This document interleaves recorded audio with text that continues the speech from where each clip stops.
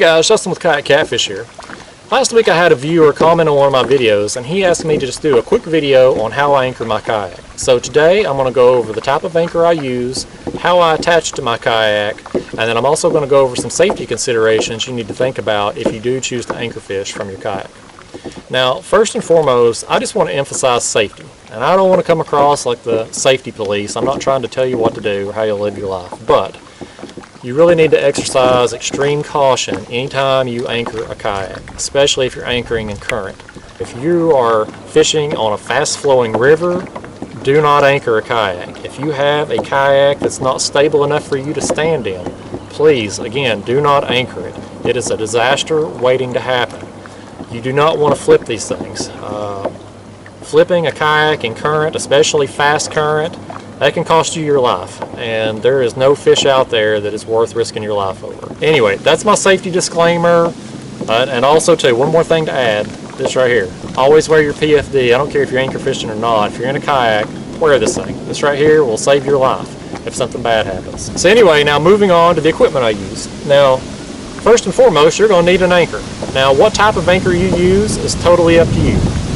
The good thing about fishing out of a kayak is these things are so lightweight, it doesn't take a very heavy anchor to hold you in place. Now, the most common type of anchor used is this right here. This is just a little 3-pound folding grapple style anchor. And these things work well. They'll hold your kayak in place without any issue. I'm going to put a little iCard link in the corner of your screen here.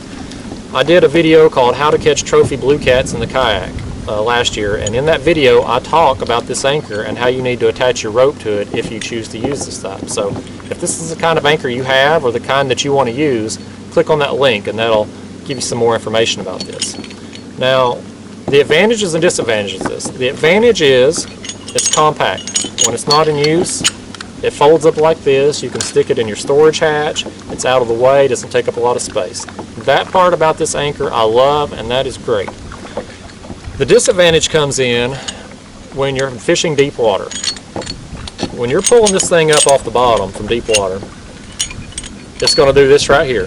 These prongs on it act as a propeller, and it will spin the entire way back to the kayak.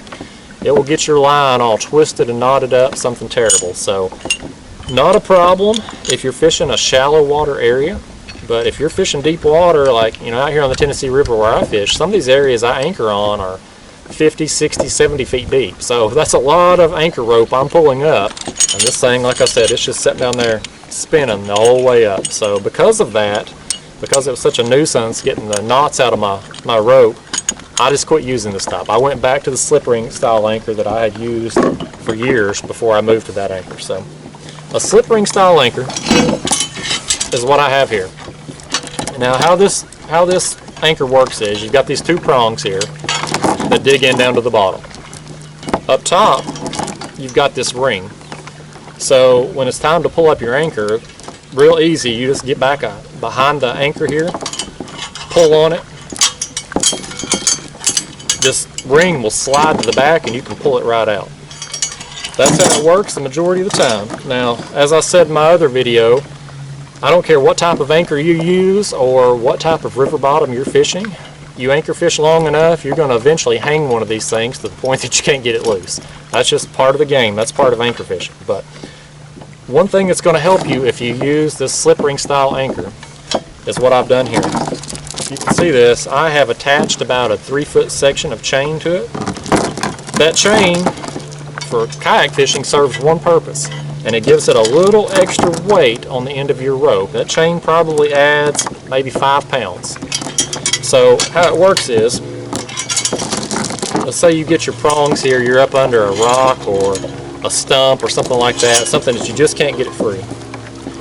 In a kayak, because these kayaks are so buoyant and so lightweight, it's very difficult to get the leverage you need to really be able to pull on an anchor and give it the business when it's lodged and you need to get it free. So having a heavy piece of chain on the end of it, when you get this thing hung and you're pulling and giving your line slack, pulling and giving your line slack, you've got, I don't know, 5-6 pounds of chain here clanging on this thing and hitting it from different angles, and will hopefully work it loose if you get it hung. So, this chain definitely not something that you have to have with this style anchor. I use this slip ring style anchor for years without any problems, but you know, I have lost a few through the years. That's just part of it. That's something you're going to deal with. So the chain has helped me get some anchors free that I probably wouldn't have gotten free without it. So totally up to you if you want to use that or not.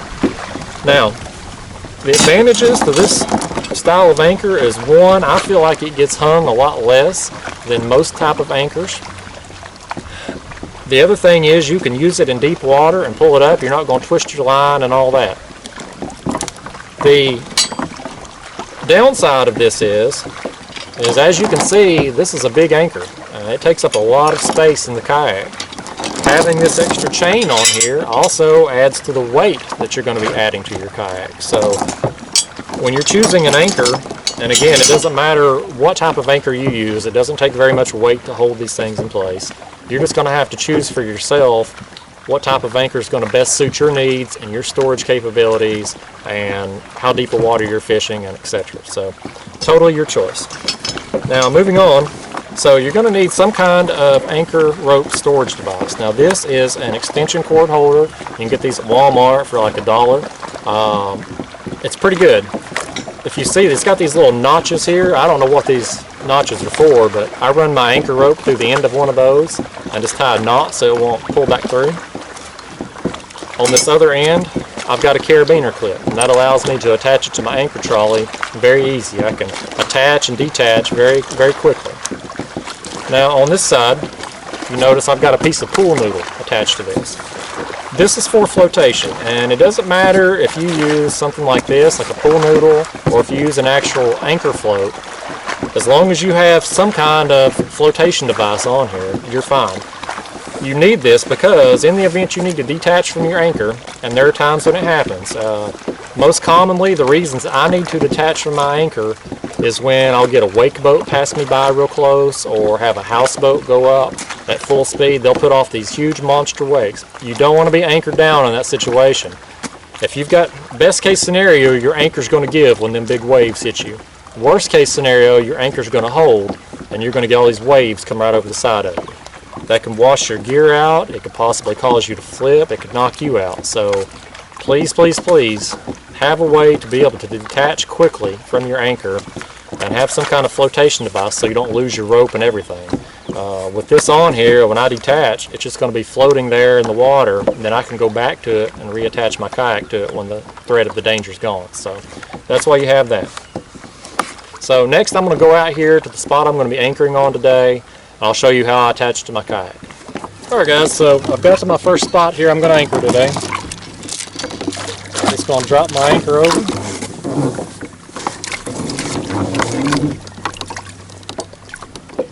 Now that I've got my anchor out, I'm going to attach it to my anchor trolley here.